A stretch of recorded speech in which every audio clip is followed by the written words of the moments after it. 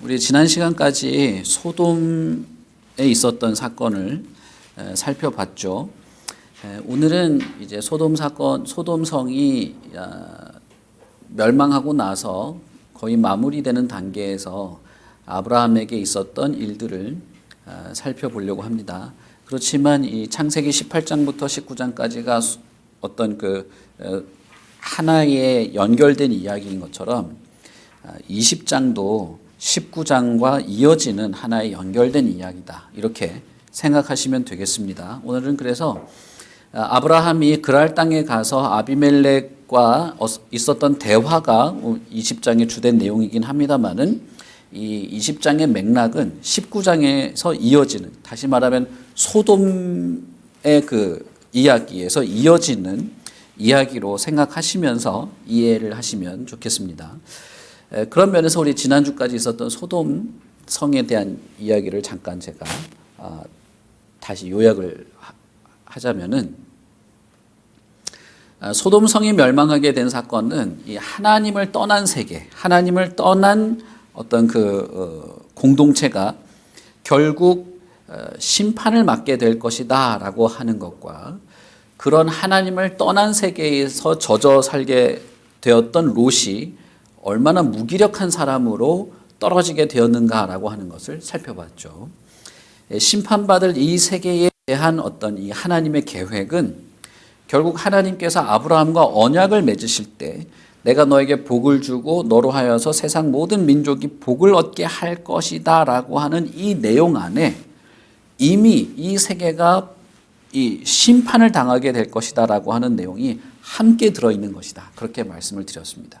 그래서 하나님이 아브라함 언약에서 이렇게 복을 전달할 것이고 사람들이 너를 통해서 복을 누리게 될 것이다 라고 하는 이 언약의 내용이 있습니다만은, 그 내용 안에는 아브라함을 배척하는, 다시 말하면 하나님을 결국 배척하게 되는 사람은 복을 누리지 못하게 될 것이고, 이 복을 거부하는 자들, 복을 거부하는 세계는 결국 심판받게 될 것이다라고 하는 이 양면의 내용이 결국 그 언약에 있게 되었다라고 하는 것을 말씀드렸죠.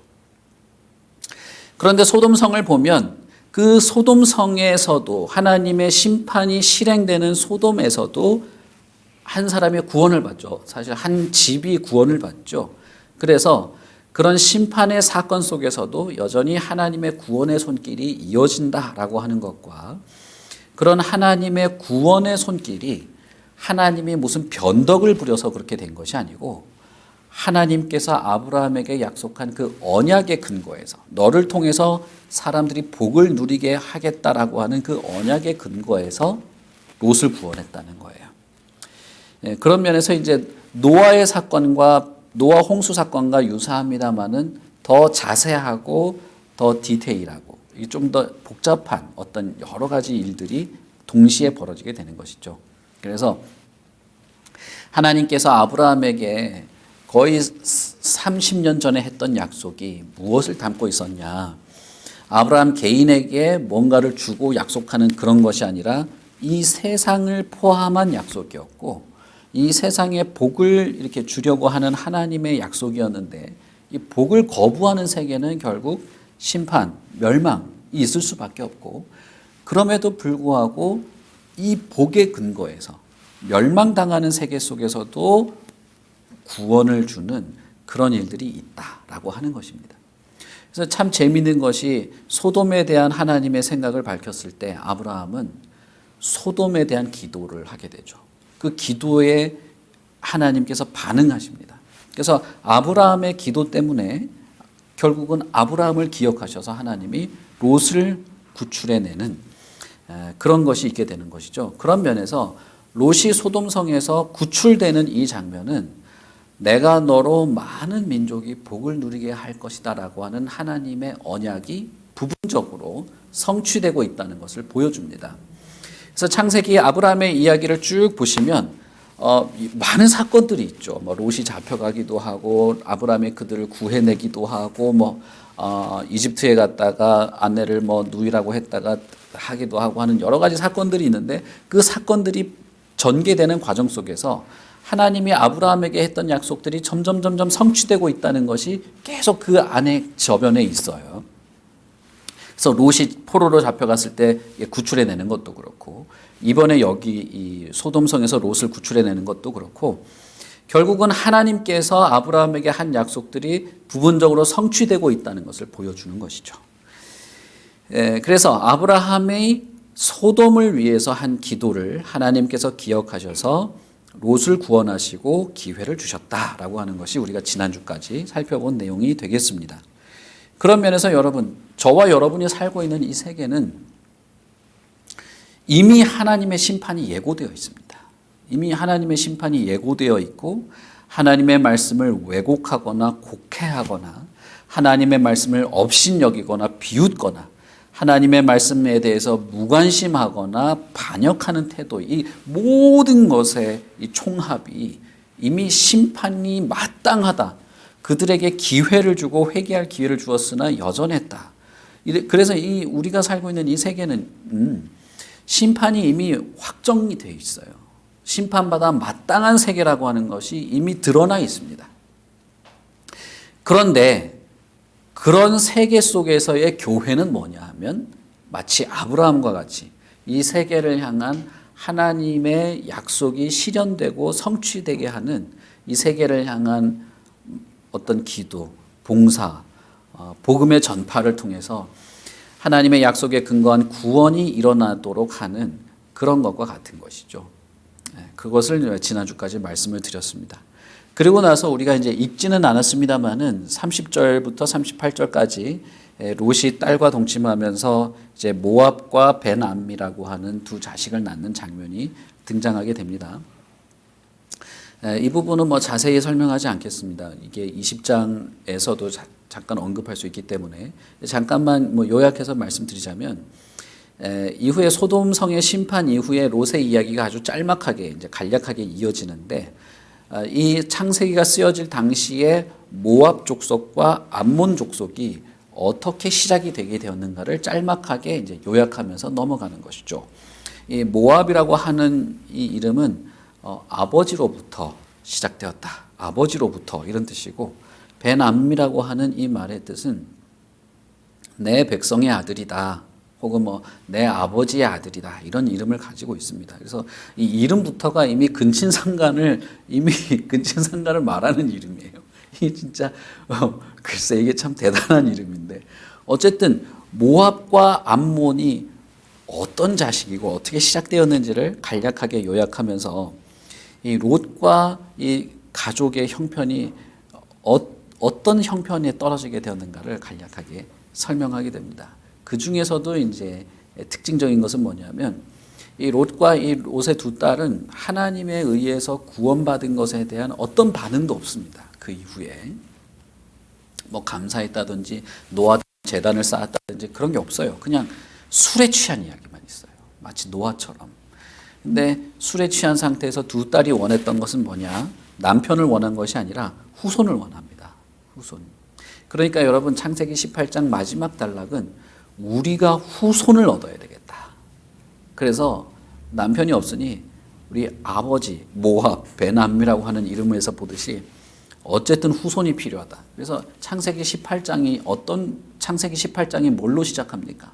내가 너한테 후손을 주겠다. 하나님이 아브라함에게 내가 너에게 약속한 후손을 주겠다라고 하는 말로 시작되고, 창세기 19장은 롯의 두 딸은 우리가 어떻게든 후손을 만들어내자, 이러면서 진짜 아버지를 속여서 후손을 얻는 그런 기묘한 어떤 대비가 있죠.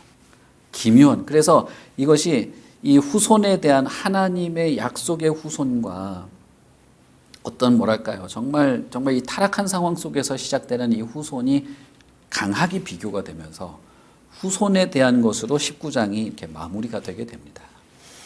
그런 면에서 우리는 창세기 20장 그리고 21장까지 이어지는 이 이삭의 탄생의 과정에 벌어지는 일들이 후손, 하나님이 약속한 후손이 태어나는 과정 속에서 하나님의 말씀과 진리에서 벗어난 자들의 후손이 동시에 시작되고 있다는 것을 우리가 같이 살펴볼 수 있게 되는 것이죠.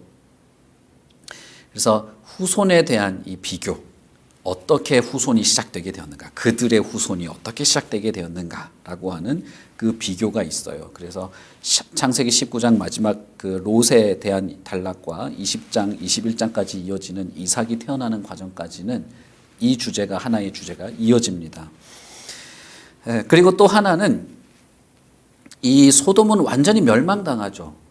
심지어는 소돔을 탈출한 롯의 아내도 멸망당합니다. 심판을 당하죠. 그래서 소돔과 관련된 것은 완전히 멸하여진 것으로 보여지죠.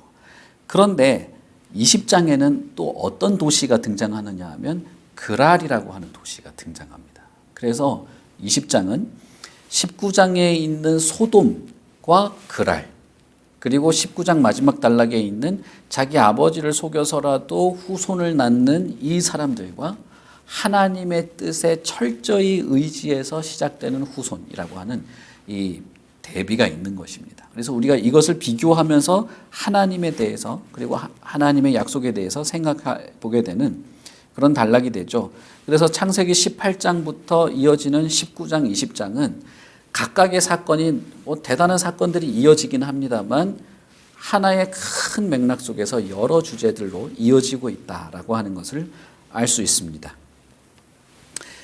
창세기 18장 18절부터 19절을 보시면 하나님께서 아브라함에 대해서 뭐라고 말하시냐 하면 천하 만민이 그로 인하여서 복을 받게 될 것이다. 내가 아브라함을 택하고 아브라함에게 약속을 했는데 그 약속의 근거에서 천하 만민이 복을 받게 될 것이다 라고 하는 약속을 하게 되죠. 그리고 그 약속은 부분적으로 성취됩니다. 소돔이 소멸당하지만 그 소돔에게 분명히 악을 인지하고 자신들의 악을 멈출 수 있는 기회를 얻게 되었었고 그 얻게 되는 기회를 저버렸기 때문에 소돔이 심판받아 마땅한 도시라는 그 내용이 있습니다만은 어쨌거나 아브라함은 소돔을 위해서 간구했고 그 간구하는 모습이 마치 선지자처럼 하나님 앞에서 하나님을 대변하면서 하나님을 대면하면서 이 세계, 소돔이라고 하는 세계를 대변하는 그런 선지자와 같은 기도의 모습을 아브라함이 보여주죠. 그래서 천하 만민이 아브라함을 통해서 복을 얻게 될 것이라고 하는 것이 아브라함의 그 기도의 태도에서 성취되고 있음을 보여주고 그리고 실제로 롯이 구원받음으로써 이 약속이 계속 성취되고 있다는 것들을 보여주죠. 모세나 예레미야 같은 선지자들은 이스라엘을 위해서 중보합니다. 그러나 아브라함은 참 재밌게도 소돔을 위해서 중보하죠. 이런 선지자적인 모습을 이제 우리가 18장, 19장에서 느낄 수가 있습니다. 그리고 나서 20장이 이제 시작하게 되는데요. 소돔이 멸망하게 되는 이 이야기는 결국에는 하나님이 아브라함에게 한 언약이 부분적으로 성취가 되고 있고 성취되고 있는 이 과정 속에서 롯을 구하고 그 소돔을 위해서 간구했던 아브라함의 선지자적인 모습이 이제 1차적으로 있는 것입니다. 그런데 그 선지자 아브라함이 뭐라고 하면 좋을까요? 이 선지자적인 모습을 보였고 마치 노아처럼 희망의 아이콘이 되는 이 아브라함이 그러나 여전히 결함이 있고 여전히 불완전하고 여전히 뭔가가 이렇게 갈리고 개선되고 온전해져야만 하는 자임을 또 보여주고 있어요. 그 속에서 우리의 관심은 이제 어디로 옮겨가게 되느냐 하면 아브라함과 롯과 소돔과 이 다이나믹한 역동적인 사건 속에서 우리가 이 관심이 결국 하나님께로 다시 돌아가게 하는 그런 내용이 되는 것입니다. 여러분 창세기 18장과 19장을 우리가 쭉 보면서 아브라함과 비교되는 롯 이런 인물들이 이제 부각이 되죠, 사실은. 그리고 특히 소돔을 향해서 기도하는 아브라함의 기도 속에서 이 약속이 성취되는 것들 보면서 아브라함이 마치 이렇게 대단한 선지자인 것처럼 부각이 되기 시작해요. 그런데 20장에 와서는 결국 우리의 관심이 아브라함이 아니라 다시금 하나님께로 가게 하는, 그래서 어떤 면에서 보면 이 20장이 이렇게 마치 이렇게 균형을 잡기 위해서 20장이 여기 딱 있는 것처럼 그런 느낌이 듭니다. 자꾸 이 서론이 자꾸 길어진데 죄송합니다. 20장에서 보시면 아브라함은 그랄 땅으로, 다시 말하면 그 마므레 수풀에 거하다가 헤브론에 있다가 남쪽으로 내려가서 가데스와 술 사이 그랄로 옮겼다라고 하는 말로 20장이 시작이 되죠. 왜 옮겼는지 무슨 일이 있었는지는 잘 알 수가 없어요. 어쨌든 아브라함은 장소를 옮깁니다. 옮기면서 무슨 사건이 시작되냐 하면 자신의 아내를 누이로 소개했다라고 하는 아주 간략한 상황에 대한 설명이 있죠. 그래서 그의 아내 사라를 자기 누이라 하였고 그랄 왕 아비멜렉이 사람을 보내어 사라를 데려갔다. 아주 상황 설명이 그냥 한마디로 끝났어요. 근데 왜 이 상황 설명이 자세하게 있지 않느냐 하면 우리는 이미 창세기 그 12장에서 아브라함이 왜 이런 일을 하는지 우리는 이미 알고 있거든요. 그러니까 20장에서 이 사건이 벌어진 것에 대해서 자세한 설명이 없습니다. 그냥 똑같은 상황이 벌어진 것이죠. 이 20장의 이 내용은 사실 아브라함이 어떠냐, 이 사람이 왜 그랬냐 하는 아브라함에 대한 평가보다도 하나님에 대한 관심을 이제 환기시키는 내용이라고 보시면 되겠어요. 그리고 그 앞단락에 있는 자신의 어떤 그 모략, 계략을 통해서 후손을 얻고자 했던 그 롯의 두 딸과 어떤 맥락 속에서 볼 수가 있게 되는 것이죠. 아브라함은 마므레에서 남쪽으로 이동해서 그랄에 머물면서 아비멜렉이라고 하는 사람에게 자신의 아내를 빼앗겼다. 그 상황이 된 것이죠. 도대체 이게 무슨 일인가? 어떻게 된 것일까? 우리가 여기에서 생각해 보아야 할 것은 아비멜렉이라고 하는 사람이 그랄의 왕이었는데 이 사람이 아브라함의 아내 사레를 데려가고 난 이후에 하나님이 그 상황에 개입하시고 간섭하셔서 이 사건이 어떻게 진행되었는가라고 하는 것입니다. 창세기 19장에는 어떻게 됐습니까? 창세기 19장의 소돔성은 어떻습니까? 소돔성은 하나님이 보내신 천사가 소돔성에 도착했습니다. 그리고 소돔성에 난리가 났죠. 그 상황 속에서 롯이 대리자처럼 등장해서 이 악한 일을 하지 말자라고 하면서 하나님을 대변하는 듯한 말을 해요. 당신들이 하는 일은 악한 일입니다. 라고 말하면서. 그런데 한번 보십시오. 소돔성에서 그 말을 들은 사람이 있습니까?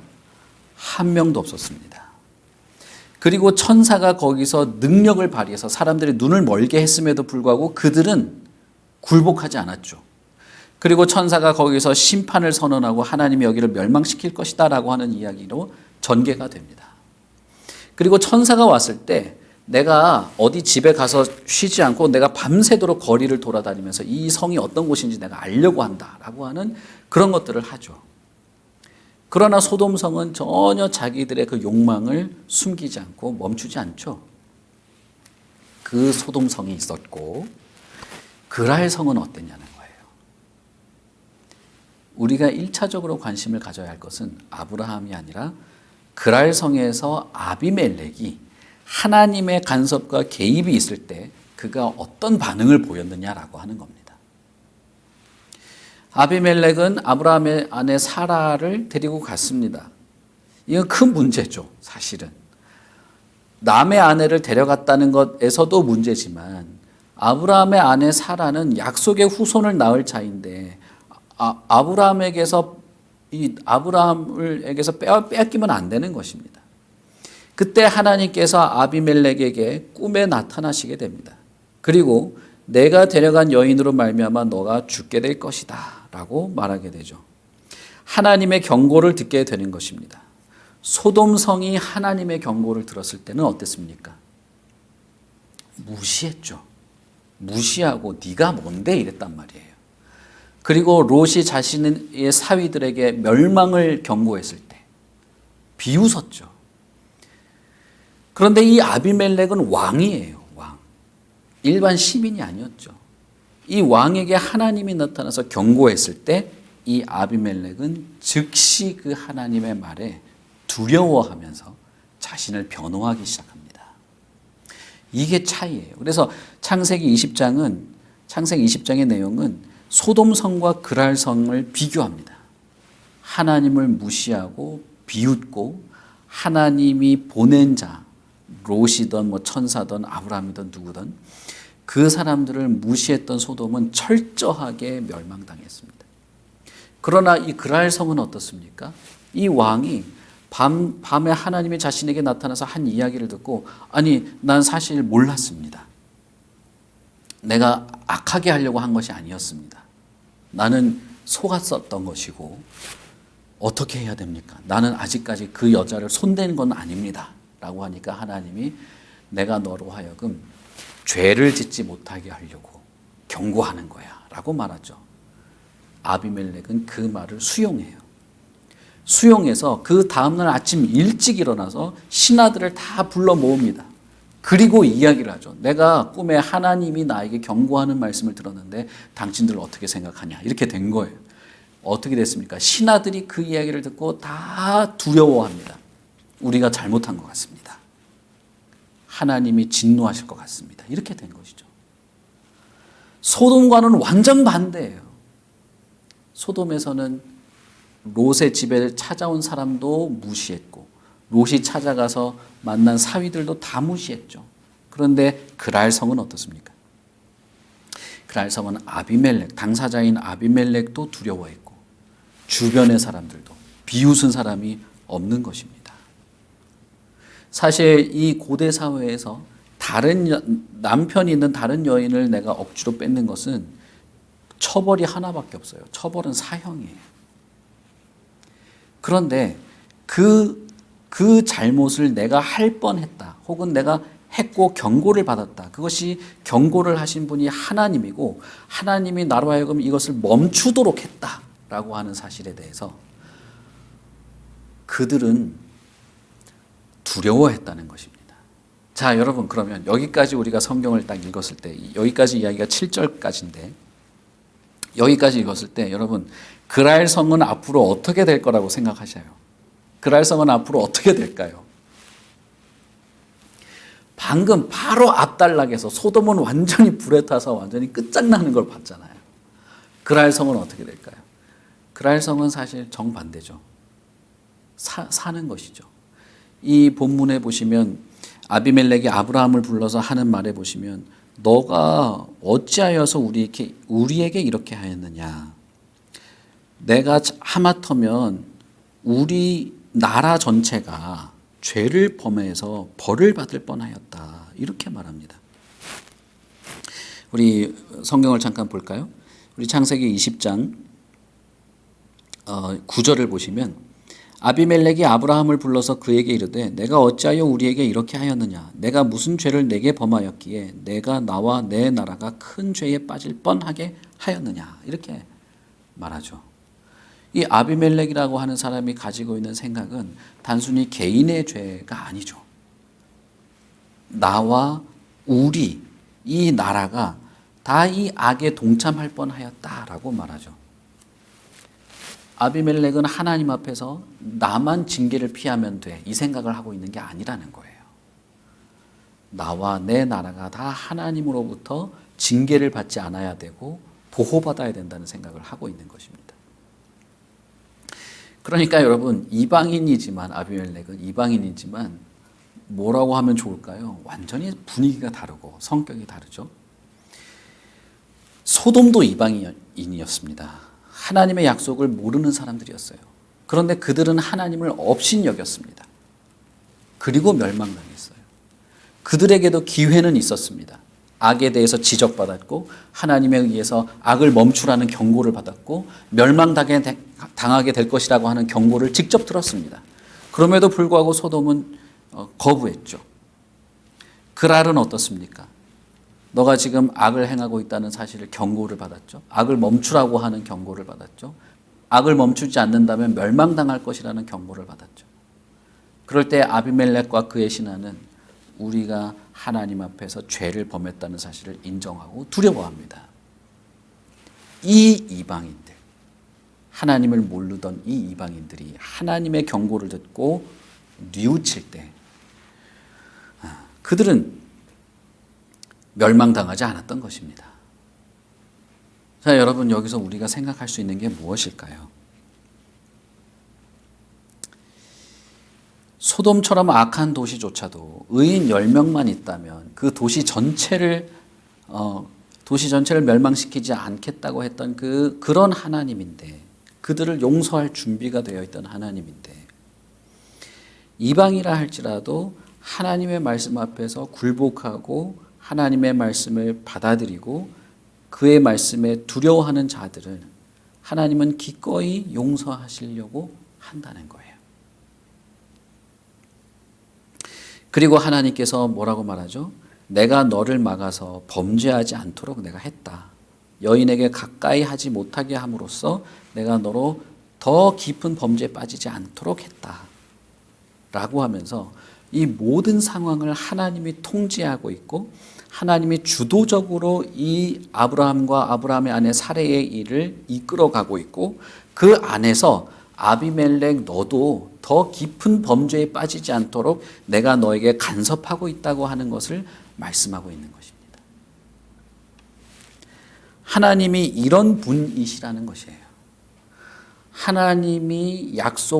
하나님과 약속한 아브라함과 그의 가족을 하나님이 주도적으로 이끌어 가시는데 단순히 이 가족만 그렇게 하는 게 아니라 이들과 연관된 모든 세계 속에서 하나님이 주도적으로 그들을 간섭하시고 개입하시고 이끌어 가시는 하나님이시라는 거예요. 이것을 아비멜렉도 알아야 하고 아브라함도 알아야 한다는 것입니다. 그런 면에서 여러분, 하나님은 기독교인만의 하나님이 아니고 교회에만이 하나님이 아니고 모든 세계의 하나님이에요. 그리고 우리와 연결되고 관계된 모든 사회 관계 속에서도 하나님은 그런 하나님이시고 이것이 알려져야 되고 마땅한 것입니다. 알려져야 마땅한 것입니다. 아브라함에게도 아비멜렉에게도 이 상황, 하나님은 나만의 하나님이 아니라 아비멜렉에게도 간섭하시고 개입하셔서 그로 하여금 죄를 멈추게 하고 죄로부터 돌이키도록 하게 하는 하나님이시라는 사실을 아브라함도 알고 아비멜렉도 알아야 하는 것이죠. 그래서 하나님은 아비멜렉에게 이렇게 말합니다. 그 아브라함은 선지자이다. 하나님이 이제 직접적으로 선지자라고 말하죠. 그가 너를 위하여 기도할 것이다. 그러니 내가 그의 아내를 돌려보내라 라고 말합니다. 소돔이 멸망당할 것이다 라고 하는 말을 들었을 때 아브라함은 소돔을 위해서 기도했습니다. 그런데 지금은 무엇이죠? 하나님의 말씀을 듣고 두려워하는 자들, 하나님의 말씀을 듣고 자신을 뉘우치고자 하는 자들에 대해서 하나님은 아브라함이 기도해야 된다고 말하고 있어요. 왜냐? 아브라함, 너가 선지자니까. 너의 역할이 사실 이거니까. 너는 너로 통해서 많은 민족이 복을 얻도록 내가 선택한 자이기 때문에 너는 기도해야 한다고 말하는 거예요. 그리고 아비멜렉에게 그 사실을 알려주죠. 그는 내가 택한 선지자야. 그리고 그는 너를 위해서 기도할 거야. 너가 사는 것은, 아비멜렉 너와 너의 백성이 사는 것은 내가 택한 선지자 아브라함이 기도를 하기 때문이야 라고 말하고 있어요. 이것이 아브라함에게도 동일하게 알려지는 것이고 아비멜렉에도 동일하게 알려지는 거예요. 하나님의 선택받은 자, 아니면 하나님의 약속을 누리고 있는 사람, 하나님의 약속을 유산으로 이렇게 기업으로 이어받는 사람은 단순히 하나님의 축복을 누리고 하나님의 위로를 누리고 하나님의 평화를 누리고 내가 예수를 믿고 교회 다니니까 내 마음이 평화롭고 그런 것만 있는 것이 아닙니다. 그것이 전부가 아니에요. 그것이 전부가 아니라 그 하나님의 약속의 근거에서 그것을 의지해서 살아가는 사람은 사실 그 하나님의 은혜와 복과 유익과 어떤 위로를 퍼뜨리는 사람이라는 겁니다. 그런데 하나님께서 단순하게 그랬으면 좋겠어, 뭐 그럴 수도 있지, 이게 아니라 아브라함에게 그가 너를 위해서 기도할 것이라고 말하고 있는 거예요. 이미 하나님이 그것을 기대하고 있고 마땅히 그럴 것이고 그것이 하나님의 의도였다고 말하고 있는 거예요. 그래서 여러분, 아브라함이 소돔을 위해서 기도한 것은 아브라함이 뛰어난 성품을 가진 사람 혹은 그 사람이 엄청 대인배라서 그렇게 한 게 아니고 하나님이 아브라함과 약속을 맺을 때에 그 약속 안에 하나님이 의도하고 계획한 하나님의 의도가 그거라는 거죠. 하나님이 아브라함과 약속하고 하나님이 기대한 것이 바로 그거라는 거예요. 그래서 하나님은 아비멜렉에게 이 이야기를 하면서 그는 내가 택한 선지자이기 때문에 그는 너를 위해서 기도하게 될 것이고 그렇다면 너는 살 수 있으니 더 이상 그 여인을 잡아두지 말고 보내라고 말하고 있는 것이고, 아브라함에게는 내가 너를 택해서 약속을 맺고 너를 통하여 많은 민족이 복을 얻게 하리라고 했던 그 약속에 담긴 나의 기대는 너가 이방인들을 위해서 아비멜렉을 위해서 기도하는 것이다 라고 말하고 있는 것입니다. 여러분, 우리가 세계를 향한 이 세상을 향한 심지어는 심판이 반드시 행해질 이 세계를 향한 우리의 책임이라고 하는 것은 바로 이것이에요. 하나님의 위로와 복과 그분의 진리와 정의, 그것을 우리를 통해서 드러내는 것이고 퍼뜨리는 것이고, 우리는 이 세계를 위하여 구원받을 자들을 위하여 기도해야 하는 것입니다. 복음을 전하고 복과 은혜를 나누는 것이 우리를 향한 하나님의 기대라고 하는 것이에요. 왜 그럴 수 있습니까? 하나님이 이 세계에 간섭하시고 개입하시는 주도적인 하나님이시기 때문에 그렇습니다. 여러분, 우리가 세상에 나가서 세상 사람들을 뜯어 고치라는 뜻이 아니에요. 그 사람들을 개조하고 막 법을 뜯어 고치고 무조건 다 교회로 와야 되고 안 그러면 안 되고 막 이 세상을 뭘로 뜯어 고치고 이러라는 뜻이 아니에요. 우리는 주도자가 아니에요. 하나님이 주도자입니다. 하나님이 주도자이고 우리는 그 하나님의 의도를 따라서 이 세계를 향한 하나님의 뜻이 펼쳐지기를 간구하고 기도하는 것입니다. 하나님은 하나님의 약속의 근거에서 일하시기 때문에 우리를 무시하고도 하실 수 있어요, 사실은. 그러나 하나님은 하나님과 아브라함 사이에 맺어진 약속의 근거에서 하시기 때문에 우리가 그 약속을 유업으로 받은 자로서 약속에 충실하기를 기대하는 것입니다.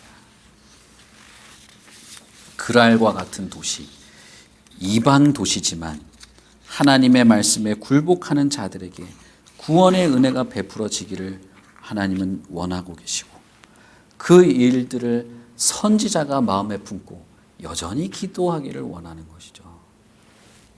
우리는 이 과정에서 하나님께서 이 이방인 아비멜렉을 위하여서 하나님이 택한 아브라함의 어떤 역할을 해주기를 기대하는 하나님의 약속에 따라서 일들이 이루어지기를 바라는 하나님인 것을 볼 수 있습니다.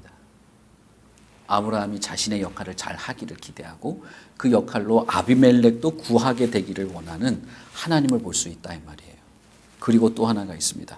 그것은 뭐냐 하면 사라가 다른 남자에게 넘어가지 않도록 막음으로써 하나님이 약속하신 약속의 후손이 정상적으로 출생될 수 있도록 하나님께서도 약속에 충실하는 그 약속을 보장하는 일을 하나님이 동시에 하고 있다는 것입니다.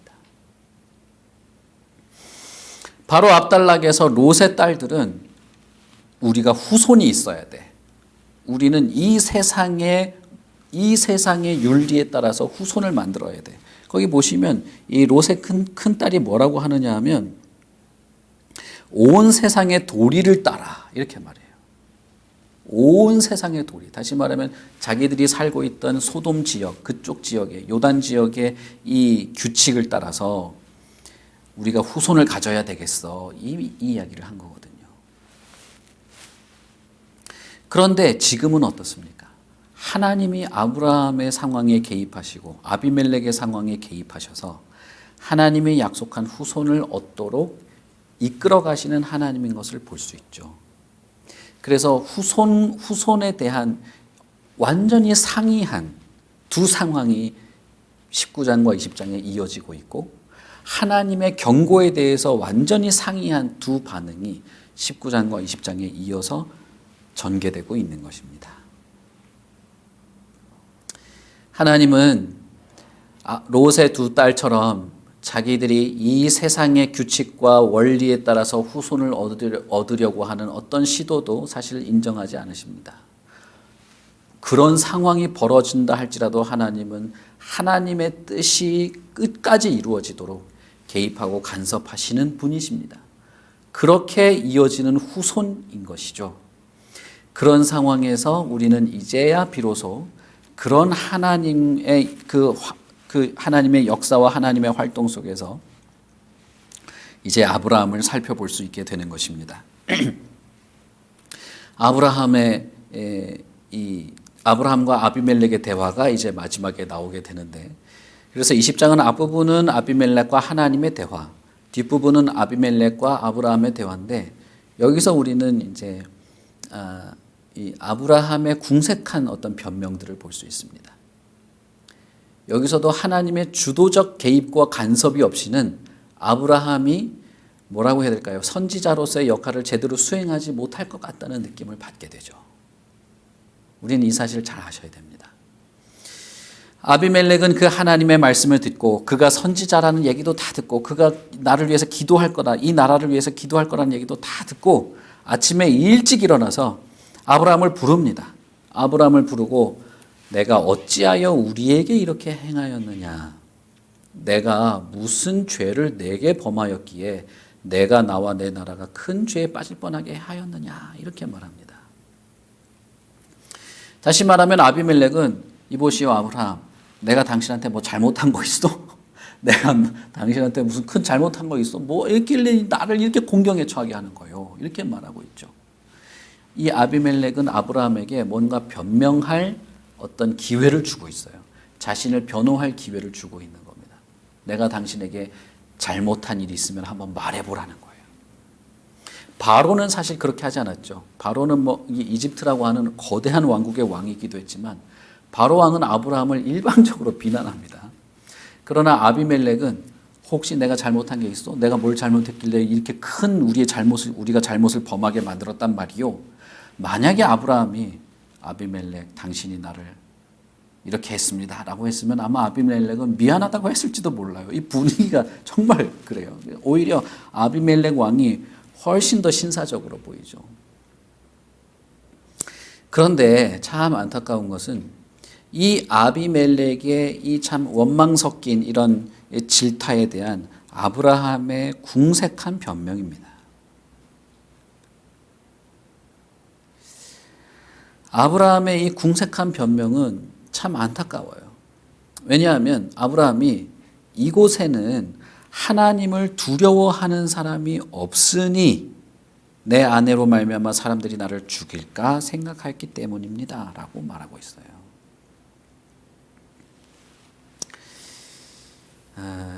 하나님을 두려워하는 사람이 없는 성인 줄 알았습니다. 그런데 여러분, 하나님을 두려워하는 사람이 없는 성은 어디였습니까? 소돔이었죠. 소돔과 고모라였죠. 바로 앞장에 있는 소돔과 고모라였어요. 그 소돔과 고모라를 뻔히 본 아브라함의 입장에서는 이 이야기를 그랄성에 그대로 적용시킨 거죠.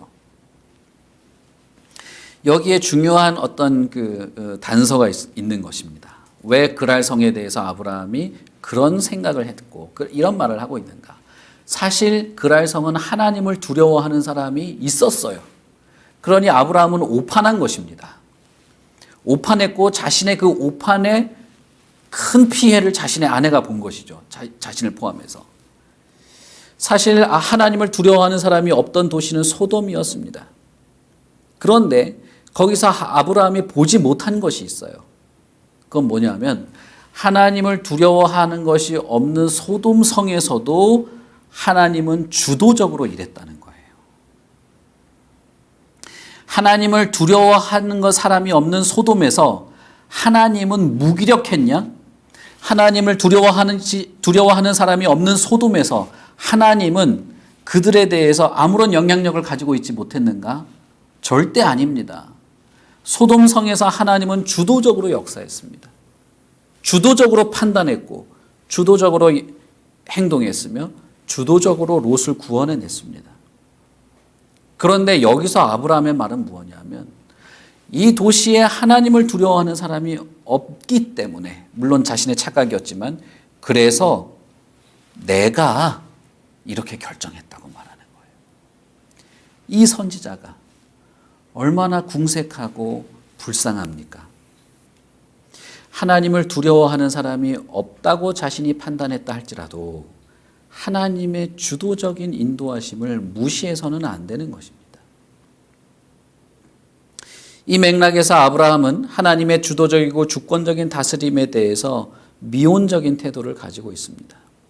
이전에 롯을 구해내는 그런 전쟁에서 승리하는 것에서도 하나님이 자신을 도운 것을 알았을 것이고, 이집트에서 자신을 하나님이 주도적으로 구원해내는 것을 알고 경험했음에도 불구하고 여전히 아브라함은 이런 결함을 가지고 있었다는 것이죠.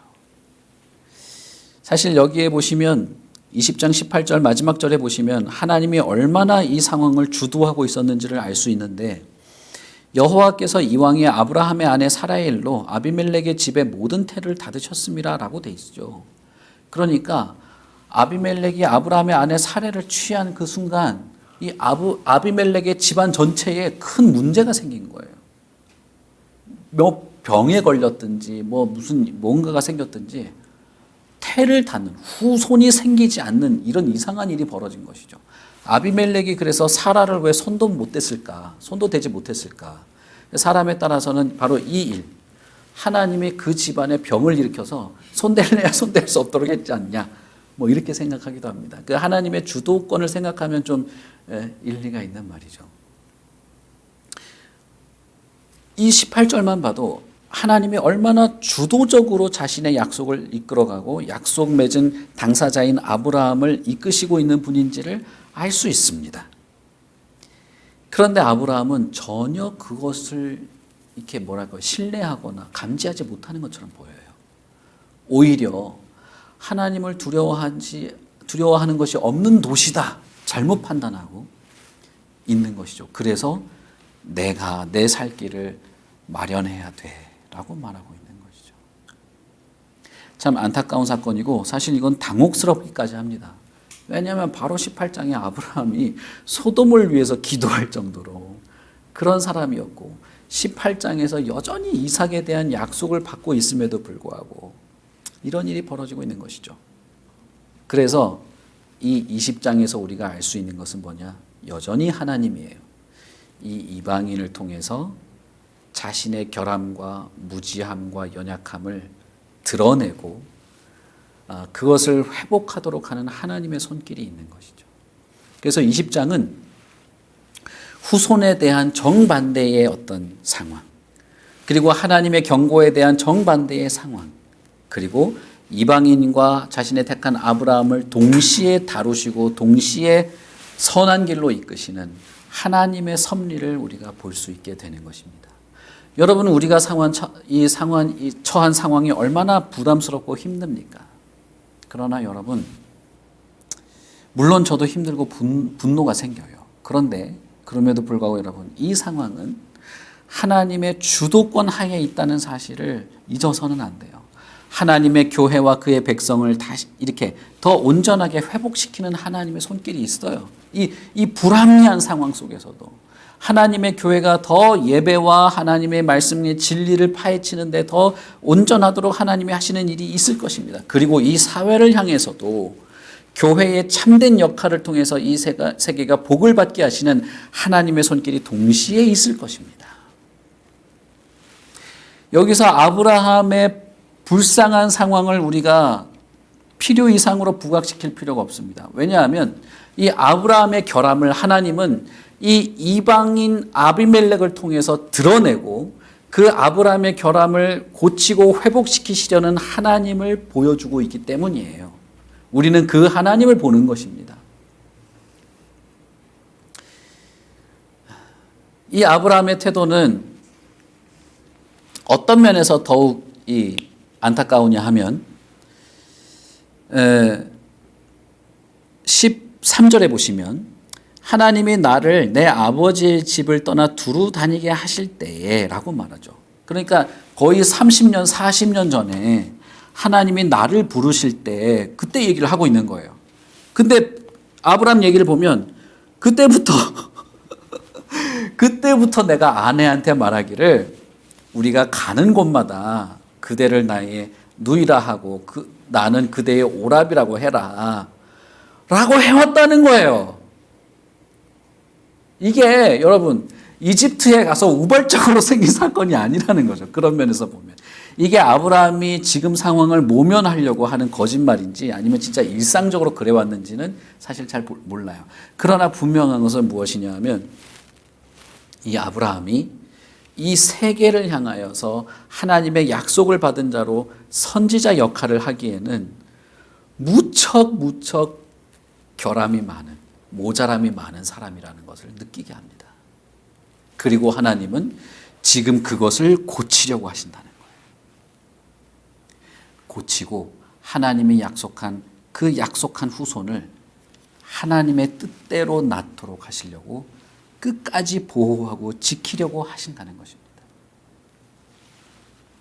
여기 보시면 지금 아브라함은 자신이 우르에서 하나님의 말씀을 따라서 그 고향을 출발할 때부터 얘기를 꺼내거든요. 그때부터 우리가 했다는 거예요. 일상적인 태도였다는 거예요. 이게 하나님의 주도적인 섭리와 주도적인 인도하심에 의지하고 순종하는 부분이 물론 있었죠. 그래서 롯도 가서 그 가나안의 5 왕들을 격파하고 데리고 오는 거 아닙니까? 그럼에도 불구하고 또 뭡니까? 한쪽 어떤 편에 있어서는 일상적으로 반복되는 무지와 불순종이 동시에 있었다는 것입니다. 그런데 그럼에도 불구하고 그는 하나님의 약속에 대한 신뢰, 하나님의 말씀에 대한 믿음 때문에 의로 여겨짐을 받았고 여전히 하나님의 약속에 근거한 인도와 보호하심 속에서 깎이고 갈리고 훈련받고 온전해지는 하나님의 약속을 부분적으로나마 성취해가면서 하나님께 더 가까이 나아가는 그런 하나님의 은혜 속에서 세워져 가고 있다는 것입니다. 안타까운 것은 이방인을 통해서 자신의 결함을 드러내게 함으로써 상당히 부끄러웠겠죠. 저는 교회도 그럴 수 있다고 보고 우리도 그렇게 될 수 있다고 생각합니다. 부끄러움을 당할 수도 있겠죠. 그러나 분명한 것은 여러분 하나님이에요. 하나님. 하나님은 우리를 포기하지 않으시고 하나님은 사실 하나님의 백성들을 통해서 이 세계에 은혜를 내리고 복을 전달해 주시기를 기대하고 계시고 우리의 결함과 모자람을 아시지만 그것을 주도적으로 하나님이 역사하셔서 우리로 더 온전해지도록 하시는 하나님이시라는 것입니다.